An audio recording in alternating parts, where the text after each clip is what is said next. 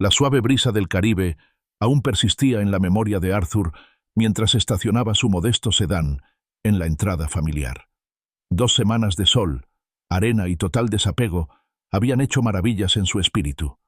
Anhelaba la tranquilidad y comodidad de su hogar, quizás una taza de Earl Grey y la satisfacción de desempacar con tranquilidad. Pero al acercarse a la puerta principal, un sutil cambio en el reluciente latón del pomo le llamó la atención. Metió la mano en el bolsillo, sus dedos apretando el frío metal de la llave de su casa. Con un movimiento habitual, la insertó en la cerradura. Hizo clic, pero el mecanismo se negó a girar. Lo intentó de nuevo, con un poco más de fuerza esta vez. Nada. Un repentino escalofrío, más intenso que cualquier aire acondicionado, le recorrió la espalda. Sacó la llave y examinó la cerradura. No era suya. La vieja y fiable cerradura que había tenido durante décadas había desaparecido, reemplazada por un modelo más nuevo y desconocido. Un nudo se le hizo en el estómago. Algo iba muy mal. Rodeó la casa por un lateral, recorriendo con la mirada el jardín bien cuidado que había cultivado con tanto esmero. La puerta trasera, normalmente su entrada preferida, no ofrecía ningún consuelo. También lucía una cerradura nueva y reluciente. Al mirar a través del cristal, un leve movimiento en la cocina confirmó su escalofriante sospecha. Alguien estaba dentro.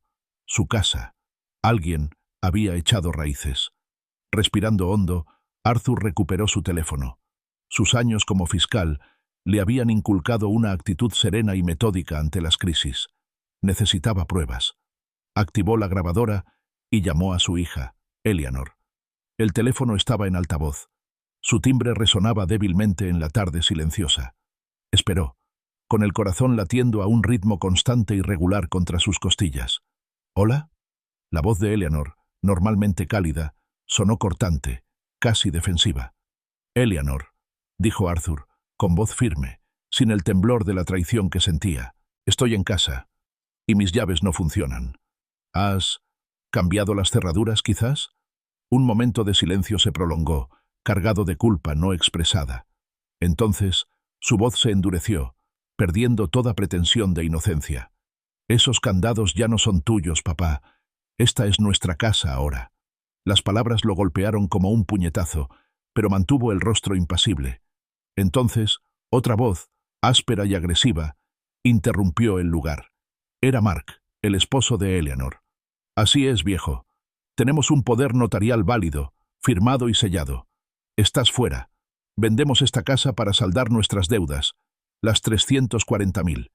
La audacia, la fría y calculada declaración de propiedad, era impresionante. Podía oír a Eleanor murmurar algo de fondo, una débil protesta, rápidamente acallada por la bravuconería de Mark. Arthur sintió un destello de sombría satisfacción. Habían entrado en el asunto. «Ya veo», dijo con una voz notablemente tranquila. «Gracias por la aclaración». Esperó un instante, dejando que sus palabras flotaran en el aire, asegurándose de que la grabación captara cada sílaba condenatoria. Luego, sin decir nada más, colgó. El silencio que siguió fue profundo, pero esta vez fue un silencio de triunfo, no de desesperación. Inmediatamente escribió un correo electrónico a su abogado. Una sola línea. Nuestro plan funcionó. No se demoró. Ya no tenía sentido una confrontación.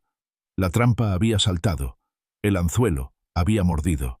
Se alejó de la casa que había sido su santuario durante 40 años, no hacia otro familiar ni un hotel, sino hacia un modesto y anodino edificio de apartamentos en Midtown. Este era su refugio temporal, un pequeño apartamento de alquiler que había alquilado 3 meses antes, pagando por adelantado, para asegurarse de que nadie siguiera sus pasos. Dentro, el apartamento era sencillo pero funcional. Sobre la mesa del comedor, meticulosamente organizado, yacía un expediente con la etiqueta «Moreno, expediente de pruebas». Había papeles esparcidos. Documentos, fotografías, fechas y horas formaban un escalofriante mosaico de engaños. 3 meses. Había tardado 3 meses en recopilar todo esto. Las primeras dudas se habían sembrado sutilmente. Eleanor, su única hija, había empezado a visitarlo con más frecuencia. Sus llamadas, antes cariñosas, ahora estaban salpicadas de preguntas casuales, casi demasiado específicas. «Papá, ¿Has actualizado tu testamento recientemente? ¿Qué hay de tus bienes? ¿Estás seguro de que te sientes bien? Pareces un poco olvidadizo. Al principio las había descartado, atribuyéndolas a la preocupación natural de una hija, quizás incluso a cierta impaciencia por su herencia. Pero la frecuencia, la incisividad de sus preguntas, empezaban a irritarle. Luego, Mark, su esposo, la había acompañado en algunas visitas. Sus intenciones eran mucho menos sutiles. Una tarde, Arthur entró en la sala y encontró a Mark con una cinta métrica, extendiéndola por la pared, mientras Eleanor observaba. Mark, nervioso, murmuró algo sobre ideas de renovación para su propia casa y guardó rápidamente la cinta. En otra ocasión, encontró a Mark fotografiando habitaciones con su teléfono, afirmando que le encantaba la estética. Arthur, un hombre que había dedicado su carrera a diseccionar motivos y detectar mentiras, sintió una fría certeza en el estómago. Su instinto de fiscal, afinado durante décadas de tribunales e interrogatorios, tomó el control.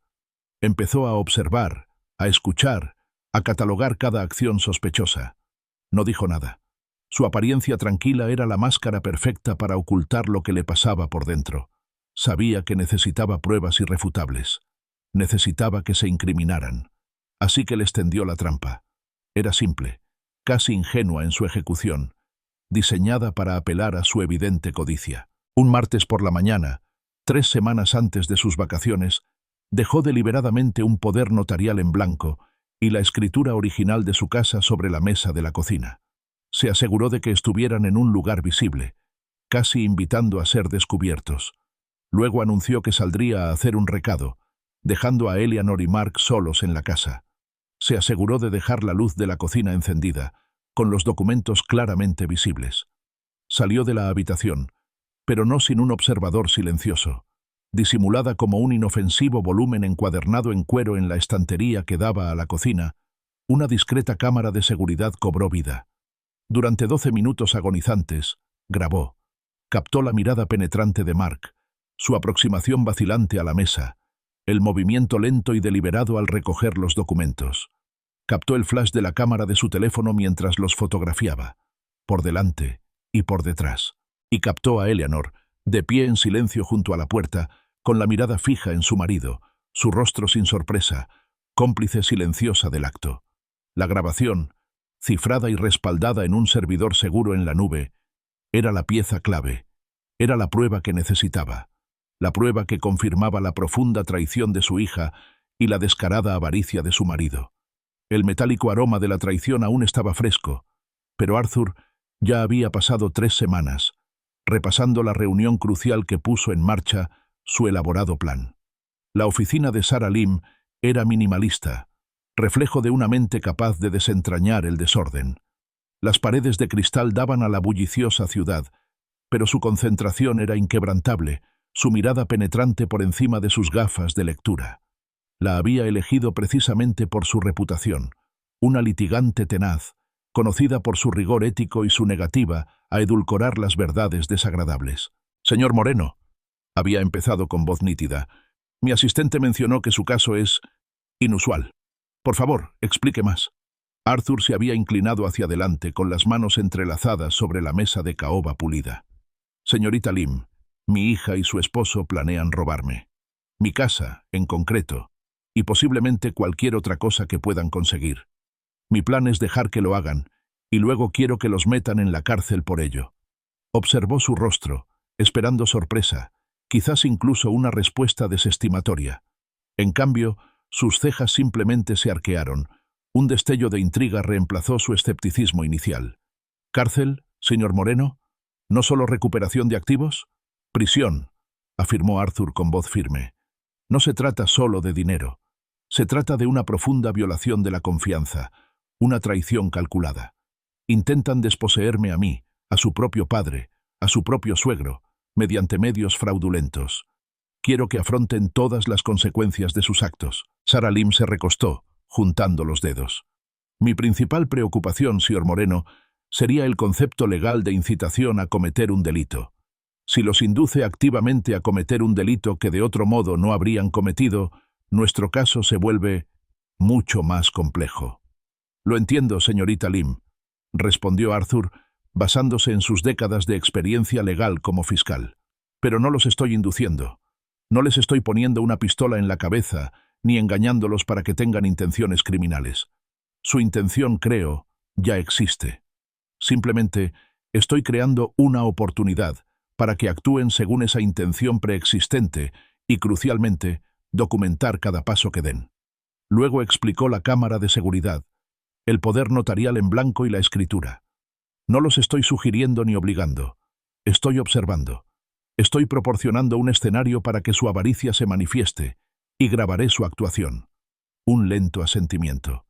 Esa es una distinción crucial, señor Moreno. Señor Moreno, si sus acciones son completamente voluntarias y están meticulosamente documentadas, entonces tenemos un caso. Un caso difícil, sin duda, pero un caso al fin y al cabo. Su mirada era evaluadora, como si sopesara no solo los aspectos legales, sino también al hombre que tenía delante. Este no será un esfuerzo sencillo ni económico. Los casos de fraude, sobre todo los que involucran a familiares, suelen ser largos y emocionalmente agotadores. Arthur la miró fijamente sin pestañear. Estoy preparado para eso. Dime qué hay que hacer. La conversación se centró entonces en los aspectos prácticos de la protección de activos. Arthur describió sus propiedades, su preciada colección de coches clásicos, valorada en unos conservadores $120.000, su sólida cartera de inversiones, con un valor aproximado de $340.000, y sus ahorros líquidos, otros $180.000. Sara recomendó formar una sociedad de responsabilidad limitada, LLC, para proteger estos activos de cualquier reclamación que Eleanor y Mark pudieran intentar aprovechar. Durante los siguientes días, Arthur transfirió sistemáticamente cada uno de estos activos a la recién formada LLC. Fue un proceso extraño, despojándose de las representaciones materiales del trabajo de toda una vida, pero no se arrepintió. Era una maniobra necesaria, una estrategia defensiva para asegurarse de que, si bien podrían intentar para robarle, finalmente no reclamarían su verdadera riqueza. Dejó solo unos míseros $15.000 en su cuenta corriente personal, suficiente para los gastos diarios, pero no para tentar a un asalto a gran escala. Y la casa, valorada en $580.000, permaneció a su nombre. La casa, su hogar, era ahora el cebo perfecto, un señuelo brillante para su insaciable codicia. Cuando se reunieron de nuevo para finalizar los documentos de constitución de la LLC, Sara Lim firmó el último documento con un gesto solemne. «La gente desesperada, señor Moreno», comentó, mirándolo, «siempre cae en las trampas más obvias. Solo ven el premio, nunca la trampa». Arthur simplemente asintió. Entendía perfectamente la naturaleza humana. Luego le extendió un cheque por un anticipo de $8.000, una suma considerable, pero que consideraba una inversión crucial en justicia. Con el marco legal asegurado y la trampa meticulosamente tendida, solo tenía que esperar a que actuaran. El recuerdo se desvaneció, reemplazado por el presente, la quietud desolada de su apartamento temporal. Seguía sentado a la mesa del comedor, con el expediente de pruebas Moreno extendido ante él. Justo cuando tomaba una taza de café frío, su teléfono vibró. Un mensaje de texto.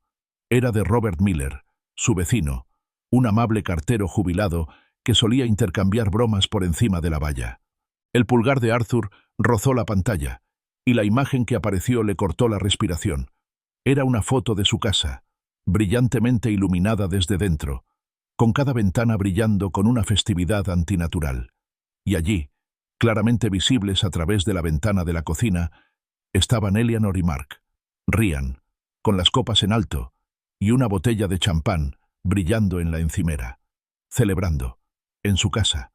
Una oleada de furia fría lo invadió, rápida y potente, pero Arthur simplemente apretó el teléfono con más fuerza, sin que su rostro revelara nada.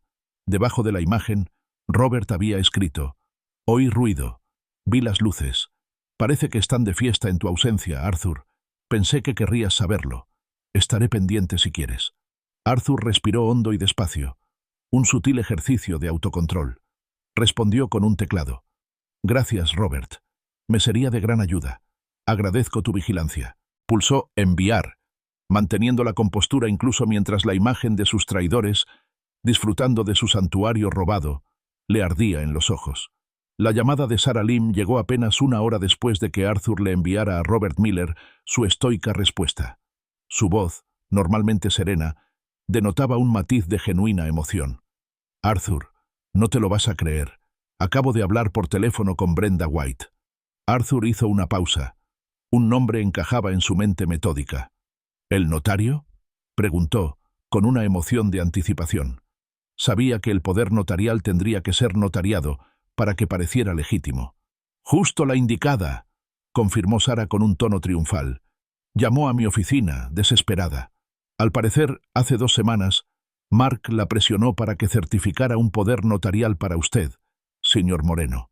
Admitió que nunca lo conoció en persona, que nunca verificó su identidad y que selló el documento solo por insistencia de Mark y un pago sustancial en efectivo. Sabe que violó todos los protocolos y le aterran las repercusiones. Está dispuesta a testificarlo todo». Una fría sonrisa se dibujó en los labios de Arthur. Era un regalo, una pieza inesperada que encajaba a la perfección. La complicidad del notario, voluntaria o forzada, era la prueba definitiva y crucial para desmantelar las afirmaciones fraudulentas de Mark. «Excelente, Sarah. Esto lo confirma todo». «Sí», coincidió ella. «Esto eleva esto de una disputa de propiedad a un delito grave de fraude. Vístete, Arthur. Vamos a la jefatura de policía del condado de Harris. Es hora de presentar una denuncia penal formal».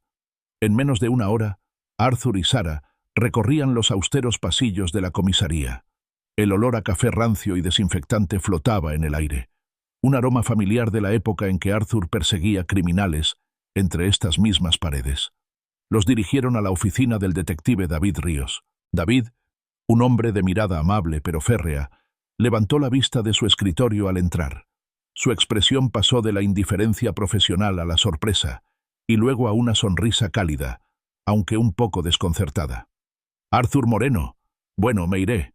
Ha pasado demasiado tiempo. ¿Qué te trae por aquí?» Arthur le devolvió una sonrisa sincera. «David, me alegra verte. Soy mi abogada, Sarah Lim. Lamentablemente, mi visita no es una visita social. Estoy aquí para denunciar un delito grave». La sonrisa de David se desvaneció, reemplazada por una actitud seria y profesional. Les hizo un gesto para que se sentaran. «Déjame la culpa, Arthur. Sabes que siempre aprecio un caso bien organizado». Sarah tomó la iniciativa, con una presentación tan aguda y precisa como Arthur esperaba.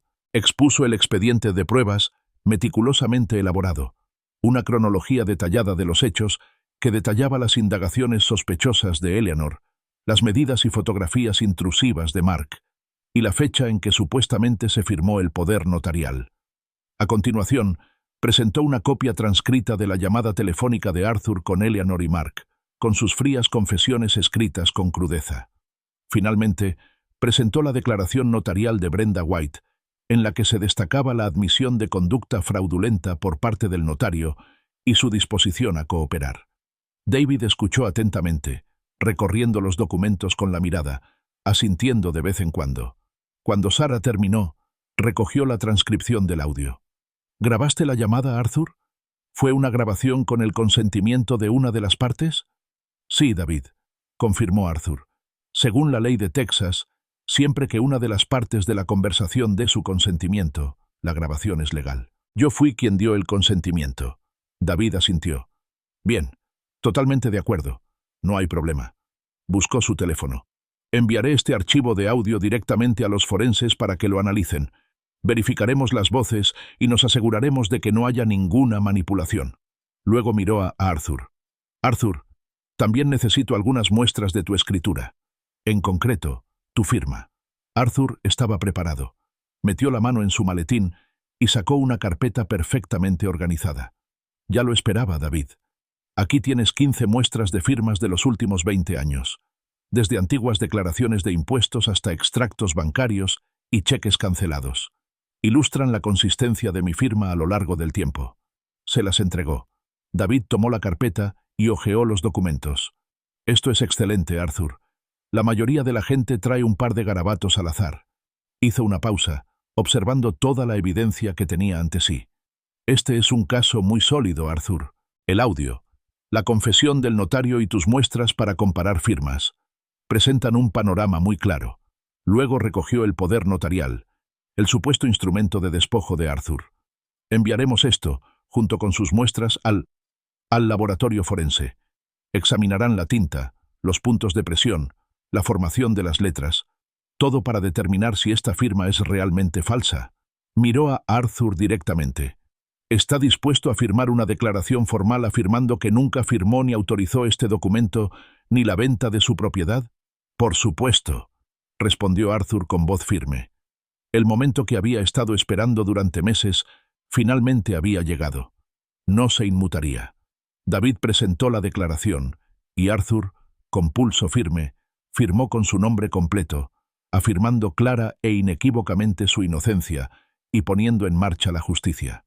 La trampa estaba completamente preparada y la cacería había comenzado oficialmente. 5 días transcurrieron lentamente, cada uno de ellos un testimonio de la determinación de Arthur. Pasó el tiempo en su modesto apartamento de Midtown, absorto en revistas jurídicas, revisando meticulosamente sus propios archivos y, de vez en cuando, contemplando el paisaje urbano, esperando pacientemente lo inevitable.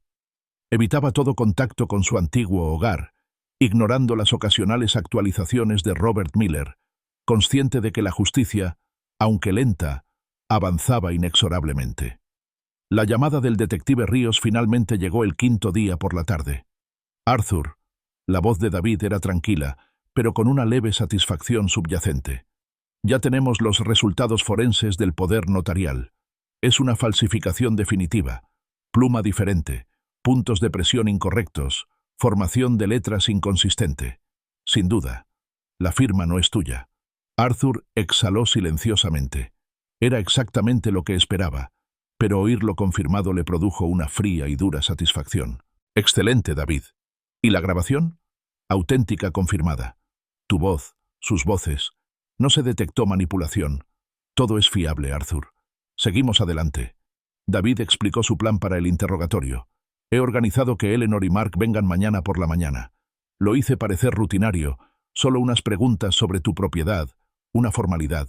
Queremos que estén cómodos, sin sospechar nada. A la mañana siguiente, Arthur imaginó la escena en la jefatura de policía del condado de Harris. Se imaginó a Mark y Eleanor llegando por separado, quizás con cierta confianza, vestidos de forma informal, pensando que simplemente estaban aclarando un pequeño malentendido. No sospecharían que la trampa había saltado por completo. El detective Ríos, maestro de la intimidación serena, habría traído a Mark primero.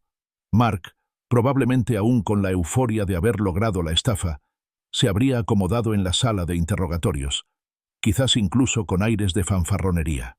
Bueno, señor Moreno, habría empezado David con tono sereno, solo queremos aclarar el reciente cambio de propietario de la propiedad de Arthur Moreno. Mark, seguro de sí mismo, se habría lanzado a su relato ensayado. Ah, ¿eso? Bueno, Arthur, ya sabes, ya está un poco mayor. A veces está un poco confundido. Nos cedió la casa voluntariamente.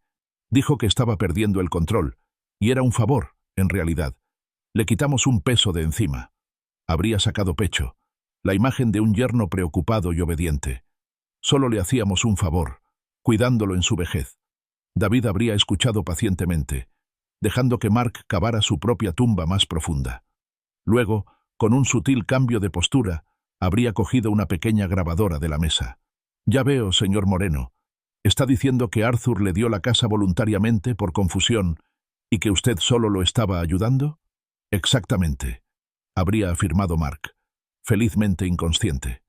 Entonces, David habría pulsado el botón de reproducción. La sala de interrogatorios se habría llenado con la voz agresiva de Mark, nítida como una campana, extraída directamente de la llamada grabada de Arthur. Ahora somos dueños de este lugar. Lo venderemos la semana que viene. Voy a saldar mis 340.000 deudas. Las palabras habrían quedado suspendidas en el aire. Una contradicción flagrante y condenatoria con respecto a sus anteriores negaciones serenas. La confianza de Mark se habría desmoronado al instante. Su rostro habría palidecido, reemplazado por una palidez enfermiza. Habría tartamudeado, con la mirada perdida. Eso, Eso está fuera de contexto. ¿No lo entiendes? Eso fue solo frustración. Su bravuconería se habría evaporado por completo, reemplazada por una desesperación frenética. Tras el desmoronamiento de Mark, David habría traído a Eleanor. Quizás ella habría estado esperando en una habitación aparte, cada vez más nerviosa a medida que pasaba el tiempo. En cuanto entró, su mirada probablemente se habría posado en Mark, aún agotado, con su propia confianza tambaleándose. Eleanor, habría dicho David, con voz más suave pero no menos firme, acabamos de hablar con Mark. Tenemos grabaciones y pruebas forenses que sugieren que este poder notarial es falso.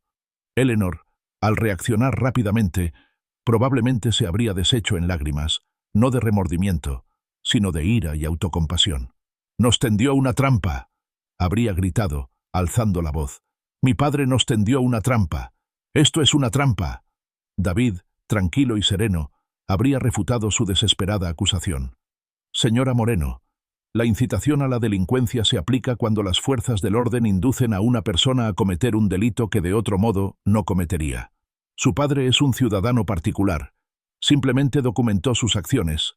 Falsificar una firma e intentar robar una propiedad fue su decisión, su iniciativa.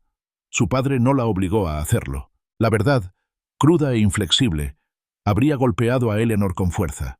En ese preciso instante, Mark, aún conmocionado por su propio interrogatorio, habría estallado. «Cállate, Eleanor. Lucrecia, cállate. Fue idea tuya. Querías esa casa con tantas ganas que no podías esperar a que muriera de verdad». La acusación habría destrozado la sala, exponiendo el núcleo feo y fracturado de su relación. La fachada de unidad cuidadosamente construida, cimentada sobre la codicia compartida, se habría derrumbado en recriminaciones mutuas. Sorprendidos y acorralados, habrían exigido un abogado. David simplemente habría asentido. Tienen derecho. Sin embargo, debo informarles a ambos que ahora se les considera personas de interés en una investigación criminal, y hasta que este asunto se resuelva, ninguno de los dos tiene permitido salir del condado de Harris. Arthur imaginó el silencio gélido que habría seguido, la comprensión de la gravedad de la situación. David habría llamado entonces a los oficiales para que los escoltaran, asegurándose de que salieran por separado, con sus expresiones de decepción elocuentes. La fractura entre ellos, nacida de la desesperación y amplificada por el descubrimiento, ahora sería evidente para todos. La primera fase del plan de Arthur estaba completa. 4 días después de los desgarradores interrogatorios policiales que expusieron las profundas fisuras en la alianza entre Mark y Eleanor, un nuevo frente de batalla comenzó a surgir.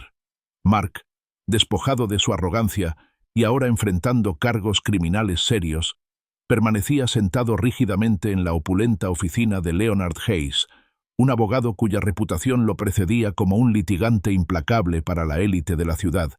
Tenía una sonrisa que no llegaba a sus ojos. Su oficina, un testimonio de éxito, ofrecía vistas panorámicas del horizonte de Houston, pero Mark solo veía los inminentes nubarrones de su propia creación. Hayes se recostó en su lujoso sillón de cuero, una imagen de serena confianza. «Mark», comenzó con voz suave, «los cargos penales por falsificación son, digamos, un problema. No vamos a ganar esa batalla negando la falsificación en sí. Los análisis forenses son demasiado sólidos y el notario está cooperando. Nuestra estrategia debe ser completamente diferente». Mark se removió, con las palmas sudando. «¿Y entonces qué hacemos? Arthur intenta mandarme a la cárcel. Convertimos a Arthur Moreno en el villano», declaró Hayes con una mirada penetrante. «No defendemos el acto, atacamos al acusador, cambiamos la narrativa. Su suegro, un hombre conocido por su carácter controlador como fiscal, ahora está usando el sistema legal para abusar de su propia hija y yerno. Es un hombre mayor, con un claro deterioro cognitivo, que arremete contra quienes intentan ayudarlo. Enmarcamos esto como maltrato a personas mayores, puro y duro». Hayes hizo una pausa asimilando las palabras. «Para ello, presentaremos una demanda civil contra Arthur. Causar angustia emocional intencionalmente, maltrato a personas mayores, e incluso solicitaremos una orden de alejamiento temporal para mantenerlo alejado de la casa y de Eleanor. Es un contraataque clásico, diseñado para enturbiar las aguas y ejercer presión. Un destello de la antigua agresividad de Mark regresó. Bien, quiero destruirlo. Ese viejo ha controlado a Eleanor toda su vida. Esta es su venganza. Hayes asintió, con una sutil sonrisa burlona en sus labios. Precisamente. Y para asegurar que el público escuche... Primero, ya concerté una entrevista con Rebecca Grant del Houston Chronicle. Busca un enfoque humano, algo emotivo. Eleanor será perfecta para esto. Y Eleanor, a su manera retorcida, era realmente perfecta. Arthur casi podía imaginar la escena al leer más tarde el artículo del periódico. Eleanor, con astucia, fingiendo lágrimas, con la voz temblorosa de indignación, hablaría de la naturaleza dura y exigente de Arthur, de su reciente y angustioso deterioro cognitivo. Afirmaría que, debido a su olvido y a su creciente incapacidad para gestionar sus asuntos, preguntó, para que ella se hiciera cargo de la administración de la casa. Ahora, por un cruel giro del destino, él se desahogaba contra ella y Mark, acusándolos de cosas que nunca hicieron, mientras lidiaba con su propia memoria que se desvanecía. Fue una actuación magistral, una manipulación calculada de la compasión pública. El artículo del Houston Chronicle llegó a los kioscos 2 días después, cubriendo la sección local. Hija afirma que el procesamiento de su padre anciano es un caso de maltrato a personas mayores que salió mal. Bajo el titular había una gran fotografía de Eleanor, iluminada con compasión, con los ojos enrojecidos y abatidos, con un aspecto profundamente desconsolado. Arthur leyó cada palabra, con la mandíbula apretada. Reconoció la mano manipuladora de Leonard Hayes en cada frase cuidadosamente elegida, en cada recurso emocional. Era una defensa de la demencia meticulosamente elaborada, diseñada para retratar a Arthur como un anciano senil y vengativo que perseguía injustamente a su cariñosa hija. La reacción pública fue rápida y escalofriantemente efectiva. Arthur comenzó a experimentar lo que él mismo denominaba castigos sociales. Su vecino, Robert Miller, quien tan fácilmente se había ofrecido a vigilar su casa, ahora evitaba el contacto visual y se refugiaba rápidamente en su casa cuando Arthur se encontraba en el pasillo de su edificio. En el supermercado, una joven cajera, normalmente alegre, lo trataba con una incómoda incertidumbre, con la mirada fija en su rostro como si buscara signos de senilidad. Fue un cambio sutil pero generalizado, un ostracismo silencioso basado en una narrativa urdida por un abogado despiadado y una hija mentirosa. Más tarde, esa misma tarde, su teléfono vibró. Era un mensaje de Mike Sterling, un ex colega de la fiscalía. Arthur, vi el artículo del Chronicle. ¿Estás bien? Esto suena duro. La preocupación de Mike era genuina, pero subrayó con qué rapidez se estaba difundiendo la narrativa, contaminando su reputación profesional y su posición personal. Entonces, el golpe final del día llegó en forma de un notificador con rostro severo.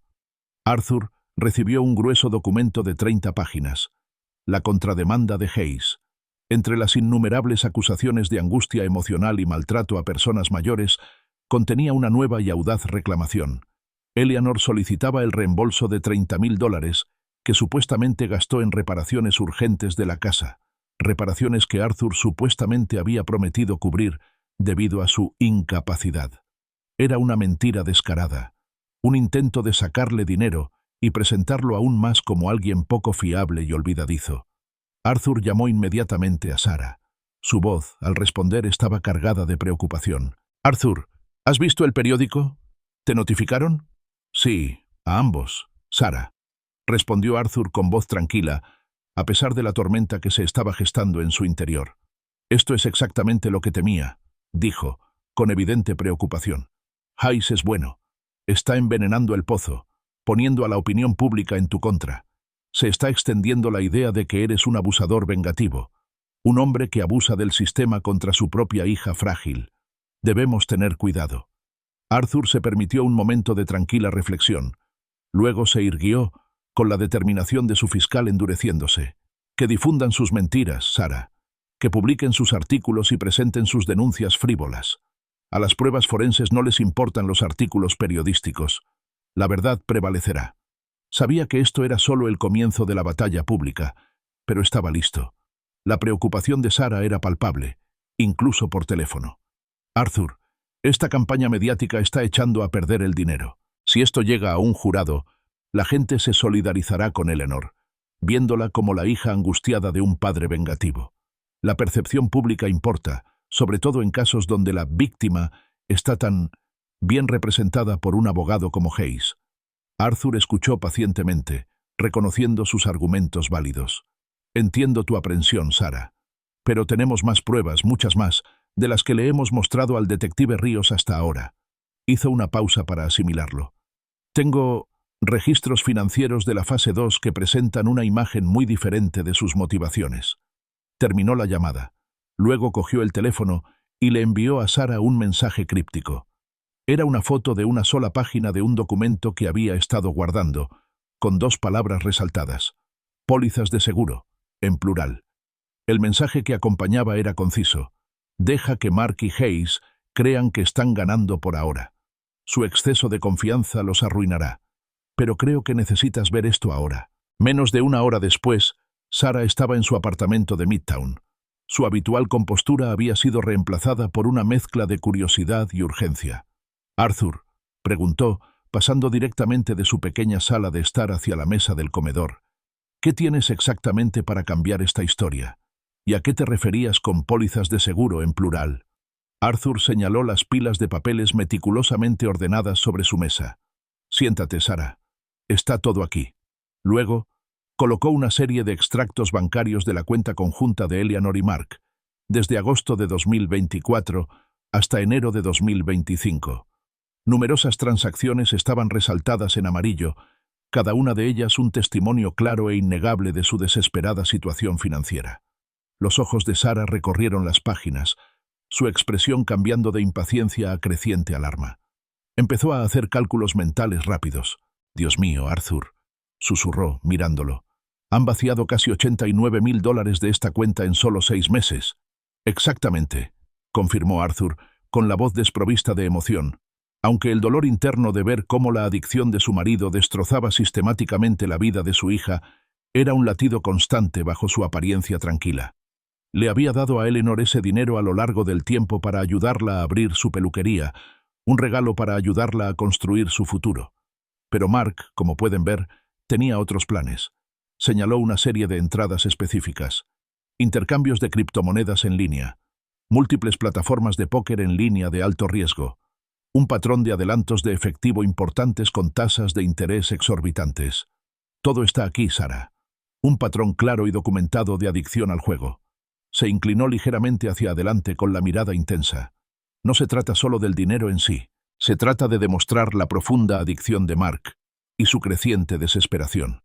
Proporciona un motivo claro y demostrable para sus acciones, una desesperación que los llevó a falsificar mi firma e intentar robar mi casa. No fue un impulso oportunista, fue una maniobra calculada de un hombre que se ahogaba. Sara, completamente absorta, empezó a fotografiar cada página con su teléfono, con los dedos en movimiento. Las piezas encajaban con una claridad aterradora. «Se está ahogando», murmuró, más para sí misma que para Arthur. «Mark está completamente ahogado en deudas, y vio tu casa, Arthur, no como una herencia, sino como un salvavidas, la única salida a su catástrofe financiera personal». Arthur asintió. «Exactamente. ¿Y esa deuda de $340.000 que me soltó por teléfono? No es una cifra cualquiera. Es lo que necesita para salir de apuros, y algo más. La casa fue su solución». Miró su reloj. «El detective Ríos necesita ver esto hoy, antes de la audiencia preliminar. Esta prueba no se trata solo del motivo. Nos permite incorporar un cargo de conspiración financiera a la denuncia penal, yendo más allá de la simple falsificación». Sin decir una palabra más, empacaron los registros financieros y se dirigieron directamente a la oficina del detective Ríos. David, absorto en el papeleo, levantó la vista al entrar. «David», comenzó Sara, asegurándose de justificar cuidadosamente la legalidad de las nuevas pruebas. «Arthur obtuvo estos registros como titular de una cuenta conjunta durante un período específico, ejerciendo su derecho legal de acceder a las actividades financieras de su hija por motivos legítimos relacionados con su inversión empresarial. Todos estos registros se obtuvieron legalmente. Luego, colocó los montones de extractos bancarios y las transacciones destacadas. David abrió los ojos como platos al revisar las pruebas. Vio el vaciado sistemático de fondos, el patrón sospechoso de gastos en criptomonedas y juegos de azar. Las cifras hablaban por sí solas. $89.000 gastados en criptomonedas y juegos de azar en 6 meses, exclamó David, levantando la vista, genuinamente sorprendido. Dios mío, Arthur, no solo has construido un caso de falsificación, has construido un caso de conspiración. Arthur lo corrigió con voz precisa, mientras el exfiscal resurgía. Una conspiración para cometer fraude, David. Este patrón de desesperación financiera demuestra premeditación. Demuestra que no fue un simple acto impulsivo de falsificación. Fue un plan planificado y deliberado para robar mis bienes y cubrir las cuantiosas deudas de juego de Mark. Lo cambia todo. David se recostó en su silla, con una nueva chispa en la mirada. La complejidad del caso se había intensificado, lo que estaba en juego había aumentado.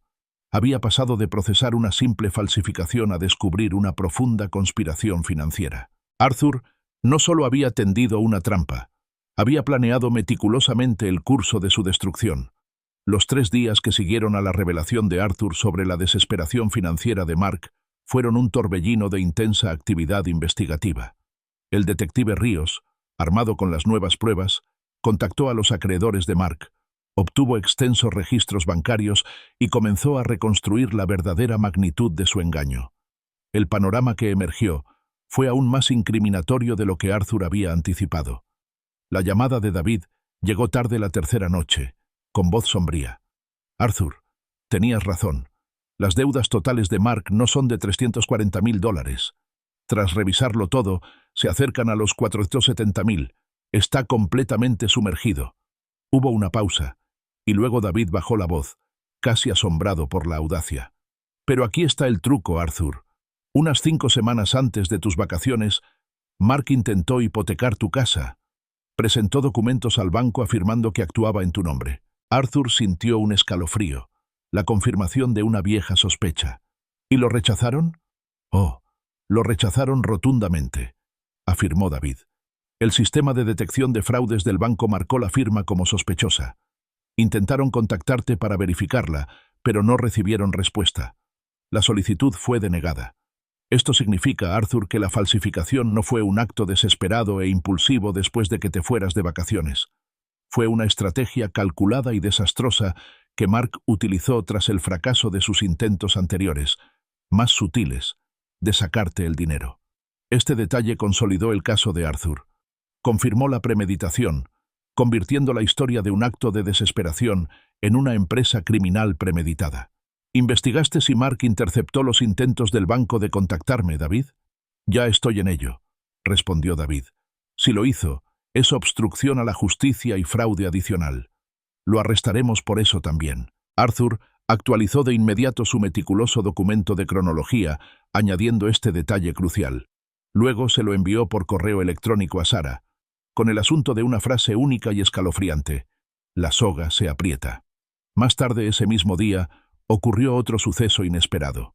Arthur recibió una llamada de Gregory Stone, un destacado vendedor de propiedades en Houston, a quien Arthur conocía por su extensa colección de antigüedades. «Arthur, ¿está todo bien?» La voz de Gregory era vacilante. «Mark, tu yerno, vino a mi sala de exposición esta mañana. Intentó venderme tu sofá victoriano y esa rara mesa Chippendale. Afirmó que estabas liquidando activos debido a tu situación actual». Una ira fría ardió en el pecho de Arthur.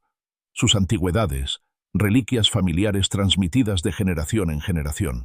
Mark ya estaba intentando saquear su casa. «Gracias, Gregory», dijo Arthur con voz entrecortada. «No hay absolutamente nada bien. Nunca autoricé esa venta. Estaré en contacto». Inmediatamente llamó al detective Ríos y le contó la información de Gregory. «Ese hombre es un descarado, David. Ya está intentando liquidar mis bienes personales». La respuesta de David fue rápida. «Es un claro caso de intento de robo, Arthur. Lo añadiremos a los cargos. Demuestra aún más su intención de despojarte de todo lo que posees». Cuando Arthur compartió esto con Sara, su reacción fue una mezcla de exasperación y satisfacción. «Es increíblemente estúpido, Arthur. Esto desmiente por completo la narrativa de Hayes sobre ti como el padre abusivo y senil. Un hombre con deterioro cognitivo no ve de repente sus antigüedades a la venta. Esto es pura avaricia y robo. Presenta a Mark como un ladrón común, no como un familiar preocupado.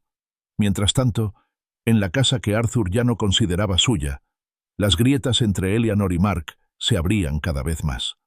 Eleanor, al presenciar el comportamiento cada vez más errático de Mark y la creciente presión legal, intentó razonar con él. «Mark», suplicó con voz temblorosa mientras él se servía otra copa, con la casa aún sumida en el caos tras la reciente celebración y la inminente mudanza. «Quizás deberíamos devolver la casa, decirle a papá que fue un error. Aún podemos intentar arreglarlo». Mark, medio borracho y con la furia de un animal acorralado, dejó caer su vaso de golpe. «¿Devolvérmelo? ¿Estás loca, Eleanor? Están hablando de delitos graves. Ya no hay vuelta atrás. Esto ya no tiene vuelta atrás». Golpeó la pared junto a él, un golpe sordo y espantoso. «Tu padre nos tendió una trampa. Él engañó a ese inmobiliario, lo sé». Sus ojos, rojos y salvajes, se clavaron en Eleanor. «Y no pienses ni por un segundo que eres inocente de todo esto, Lucrecia. Eres igual de culpable. Nos hundimos o nadamos juntos». Eleanor se estremeció. La dureza de sus palabras y la realidad de su complicidad la golpearon de nuevo. Estaba atrapada, no solo por el plan de su padre, sino por las decisiones destructivas de su esposo. De vuelta en la comisaría, el detective Ríos descubrió otra pieza del rompecabezas. El historial de búsqueda en Internet de Eleanor reveló una entrada incriminatoria de 2 días antes de la certificación del poder notarial fraudulento.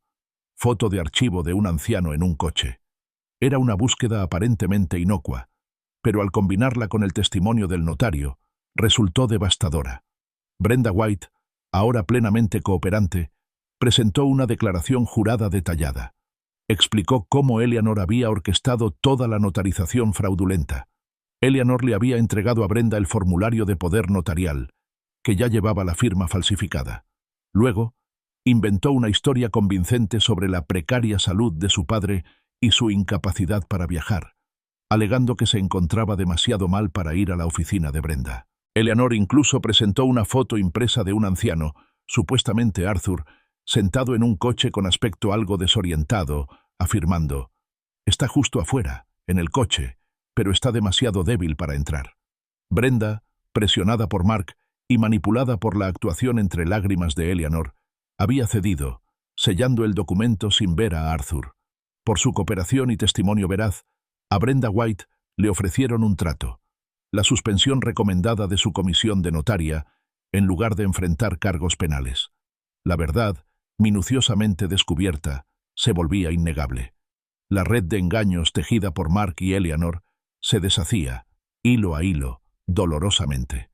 El curso de la batalla cambió definitivamente cuando los informes de los peritos independientes llegaron al escritorio del juez Vance.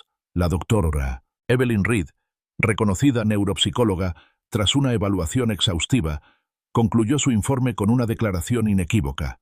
No hay evidencia de deterioro cognitivo, demencia, ni ninguna otra condición neurológica que afecte la capacidad del señor Arthur Moreno para un juicio sensato o la toma de decisiones. Simultáneamente, el doctor Kevin Lee, un destacado perito forense, confirmó con un escalofriante 98% de certeza que la firma de Arthur en el poder notarial era, en efecto, una falsificación, citando una pluma diferente, puntos de presión inconsistentes y discrepancias fundamentales en la formación de las letras. Con estas conclusiones irrefutables, el juez Vance emitió una orden inmediata. Mark y Eleanor debían desalojar la casa de Arthur en 48 horas. La farsa legal había terminado. Sarah le entregó la orden de desalojo a Arthur con una expresión de satisfacción en la mirada. «Está hecho, Arthur. Tienen hasta el viernes por la tarde. Te recomiendo que documentes cada daño, por pequeño que sea, para la demanda civil. Nos aseguraremos de que paguen por cada rasguño». Mientras tanto, Leonard Hayes, un estratega experto incluso en la derrota, le hizo una llamada seria a Mark. «Mark, se acabó el juego. Los informes médicos y forenses son contundentes. El juez Vance ha ordenado que abandones el caso. Apelar es inútil en este momento. Nuestra mejor opción ahora es centrarnos en negociar un acuerdo con la Fiscalía para minimizar tu tiempo en prisión. Pero Mark, cegado por la arrogancia y el miedo, se negó a reconocer la derrota. De todos modos, presentó la apelación, una moción desesperada y vacía que no llevaría a ninguna parte. Se aferraba a una esperanza fantasma, reacio a afrontar lo inevitable. 2 noches después de la orden de desalojo, sonó el teléfono de Arthur. Era Eleanor, con la voz desesperada y entrecortada por las lágrimas. «Papá, por favor, papá, tienes que escucharme. Lo siento mucho. Fue todo culpa de Mark. Me presionó, me manipuló. Por favor, testificaré en su contra, les diré la verdad a todos. Solo... perdóname, por favor». Sus palabras salieron atropelladamente, un torrente de autocompasión y culpa apenas disimulada. Arthur escuchó, con el corazón dolido por una profunda y silenciosa tristeza. Ya no sentía ira, solo una resignación cansada. «Eleanor», dijo con voz serena, sin la dureza que ella esperaba. «Me llamaste viejo sin hogar. Amenazaste con vender mi casa. Te quedaste de brazos cruzados mientras Mark falsificaba mi firma. Cambiaste las cerraduras de mi casa impidiéndome entrar. Mintiste a la prensa. Tomaste tus decisiones, Eleanor, a cada paso». Un sollozo ahogado se escuchó en la línea. «Pero papá, no quería...» «Lo hiciste», interrumpió Arthur con voz suave pero firme. «Tuviste muchas oportunidades para detenerte, confesar, arreglar las cosas. Decidiste no hacerlo. Eres una mujer adulta, Eleanor. Tus decisiones tienen consecuencias». Hizo una pausa, un silencio cargado con el peso de años de amor y una traición reciente. «Lo siento, Eleanor, pero no hay nada más que decir». Colgó el teléfono. Mientras el tono de llamada zumbaba en su oído, Arthur cerró los ojos, reconociendo la amarga verdad. Su hija, la niña que había amado, estaba perdida para él. El día del desalojo, cuando se acercaba la fecha límite, Mark y Eleanor desalojaron la casa, apenas horas antes de que llegara el sheriff para desalojarlos. Arthur y Sarah esperaron pacientemente y luego entraron en la casa que una vez fue el refugio de Arthur. Lo que encontraron fue una escena de vandalismo y abandono deliberados.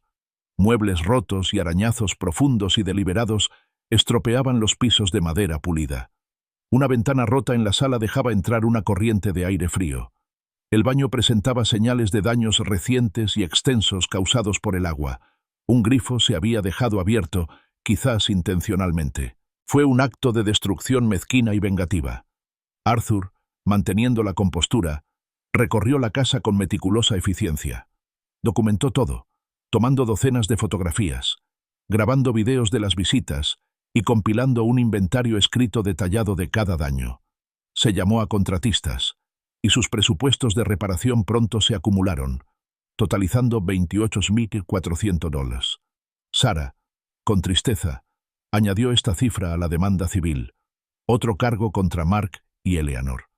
3 días después de desalojar la casa, Mark, desesperado y acorralado, tomó una decisión desesperada. Empacó una pequeña maleta, sacó $8.000 en efectivo, todo lo que le quedaba, e intentó huir a México. Pero el detective Ríos, siempre alerta, había puesto una alerta sobre Mark, anticipando precisamente este tipo de huida desesperada. Mark fue detenido en el puesto de control de Laredo, intentando cruzar la frontera. El detective Ríos llamó personalmente a Arthur. «Intentó huir, Arthur. Lo atrapamos en Laredo». Mark fue arrestado formalmente por intentar evadir la justicia, un delito grave adicional. Se le fijó una fianza de $150.000, una suma que Mark, con sus casi $500,000 en deudas de juego y sus cuentas bancarias vacías, jamás podría permitirse. Fue puesto en prisión preventiva. El mundo de Eleanor, construido sobre la base de la mentira y alimentado por la codicia, también comenzó a desmoronarse. Su salón, donde había trabajado durante años, la despidió. El motivo oficial alegó pérdida de confianza de los clientes y preocupaciones por la reputación. Los artículos periodísticos, la investigación policial y la humillación pública habían diezmado su carrera. Sola, abandonada por su esposo y condenada al ostracismo por su padre, Eleanor tuvo que afrontar las desoladoras consecuencias de sus decisiones. Arthur regresó a su casa al día siguiente del arresto de Mark. El aire aún impregnaba un leve y persistente aroma a abandono y traición, pero el proceso de recuperación había comenzado. Recorrió las habitaciones dañadas, evaluando personalmente la magnitud de la destrucción, mientras los equipos de reparación, ya programados por Sarah, iniciaban la ardua tarea de restauración. La presencia de los trabajadores, el sonido de los martillazos y la limpieza eran una agradable cacofonía que disipaba poco a poco los fantasmas del engaño. Mientras supervisaba la limpieza inicial, su vecino, Robert Miller, se acercó con una sonrisa tímida. «Arthur», dijo, extendiendo la mano, «bienvenido a casa. Me alegra verte de vuelta donde perteneces». El simple gesto, la clara aceptación, fue un bálsamo silencioso que significaba la restauración de los lazos sociales fracturados por la campaña mediática de Hayes.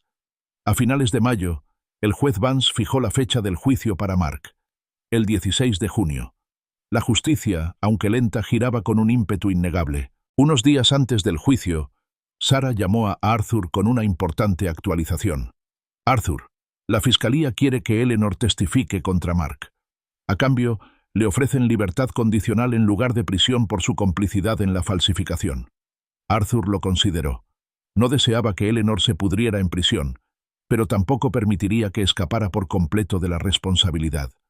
«Estoy de acuerdo», le dijo a Sarah, «pero solo si el acuerdo incluye la restitución completa de todos los daños y perjuicios y las costas incurridas, y una estricta orden de alejamiento de 5 años que impida cualquier contacto, directo o indirecto, conmigo. La quiero fuera de mi vida, para siempre». Sarah confirmó que le comunicaría sus condiciones. Apenas unos días antes del juicio, se terminaron las reparaciones de la casa. Los profundos arañazos del suelo desaparecieron, las ventanas agrietadas se reemplazaron y los daños causados por el agua se repararon meticulosamente. La casa relucía, restaurada a su antigua gloria, un testimonio de resiliencia y renovación. El 16 de junio, Arthur entró al juzgado, acompañado de Sarah. Se sentó en la galería, observando en silencio el acto final de este prolongado drama. Mark apareció con un mono naranja, las manos esposadas y el rostro pálido y demacrado. Evitaba cuidadosamente la mirada de Arthur, un hombre derrotado, despojado de su bravuconería. La fiscal adjunta María Sánchez, una fiscal perspicaz y formidable, presentó el caso. Expuso los cargos: falsificación, robo por más de 300.000, daños a la propiedad e intento de fuga. Su voz resonaba con convicción al enfatizar el robo calculado, motivado por una abrumadora desesperación financiera, describiendo vívidamente la avaricia de Mark. La defensa de Leonard Hayes fue débil y desesperada. Intentó centrarse en el estrés de Mark, su adicción al juego, intentando una vez más retratar a Arthur como un villano controlador que había llevado a su yerno a tomar medidas desesperadas. Pero la narrativa había cambiado. Los hechos eran demasiado crudos. El detective Ríos subió al estrado y detalló la investigación y los hallazgos forenses. El doctor Kevin Lee le siguió, confirmando con casi un 9,8% de certeza que la firma de Arthur era falsa. Luego, Brenda White, la notaria, testificó con voz temblorosa al admitir su violación del protocolo y explicar cómo Eleanor la había manipulado con la historia del padre frágil y la fotografía falsa. Finalmente, Arthur subió al estrado. Presentó su testimonio con la claridad y precisión metódica del fiscal que una vez fue, detallando los hechos, las amenazas y el impacto emocional. Durante 47 minutos, habló, culminando con la reproducción de la confesión incriminatoria grabada de Mark.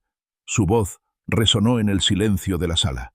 «Ahora somos dueños de este lugar. Lo venderemos la semana que viene. Voy a saldar mis 340.000 deudas». Durante el interrogatorio, Hayes intentó acorralar a Arthur sobre la posibilidad de una trampa, pero Arthur lo refutó hábilmente. «Señor Hayes», declaró con calma, «como ciudadano particular, simplemente documenté que mi hija y mi yerno actuaban según sus intenciones delictivas preexistentes. No los induje, obligé ni engañé para que falsificaran mi firma ni intentaran robar mi casa. Esas fueron sus decisiones». El testimonio de Mark fue desastroso, defensivo, hostil, plagado de inconsistencias, culminó en una severa reprimenda del juez Vance. Su destino estaba sellado. Tras los metódicos alegatos finales de Sánchez, que resumieron la abrumadora evidencia, y una apelación inconexa y emotiva de Hayes, el jurado deliberó. Regresaron poco más de 2 horas después. El presidente del jurado pronunció los veredictos: culpable de todos los cargos, falsificación, robo de más de $300.000, daños a la propiedad e intento de fuga. La sentencia del juez Vance fue firme e inflexible. Mark fue sentenciado a 4 años en el Departamento de Justicia Penal de Texas, una multa de $50.000 y la restitución completa de todos los daños y perjuicios, así como de los objetos robados. Se lo llevaron esposado, cabizbajo, sin atreverse a mirar atrás. Eleanor, sentada en la galería, con el rostro surcado de lágrimas, intentó cruzar la mirada con Arthur, una súplica silenciosa por una conexión que ya no existía. Él apartó la mirada deliberadamente. El detective Ríos se acercó a Arthur y le estrechó la mano. Arthur, ese fue el paquete de pruebas civiles más completo que he visto. Prácticamente nos entregaste el caso en bandeja de plata. Arthur regresó a su hogar, ahora un santuario limpio de la mancha de la traición. 2 meses después, se completaron los últimos retoques de la restauración. La casa se sentía vibrante, renovada, un lugar de paz, una vez más. Recibió una carta de Eleanor, una disculpa, una súplica de perdón, llena de arrepentimiento y autorrecriminación. Ella reconoció la orden de no contacto y prometió respetarla. Arthur la leyó una vez y la guardó en un cajón, sin respuesta. Lamentó la pérdida de su hija, no con ira, sino con un profundo y silencioso pesar por la vida que ella había elegido. Unas semanas después, el detective Ríos lo visitó y le contó detalles de la continua ruina financiera de Mark a manos de los acreedores, incluso desde la cárcel. «No solo buscabas venganza, Arthur», observó David con un dejo de admiración en la voz. «Buscabas responsabilidades». Sarah llamó poco después, confirmando que la orden de restitución estaba finalizada y que los pagos comenzarían el mes siguiente. «Este caso, Arthur», concluyó, «será un ejemplo de cómo documentar meticulosamente una reclamación por fraude. Has establecido un nuevo estándar». Arthur reflexionó sobre la agridulce victoria. Había preservado su dignidad, su hogar y el legado de su vida. Pero el precio, la ruptura irreparable con su única hija, fue una herida que nunca sanaría del todo. Se sentó en el porche, observando el ritmo normal de la vida del vecindario, niños jugando, vecinos charlando, sabiendo que su casa estaba segura, su vida reconstruida, y que finalmente la justicia había prevalecido.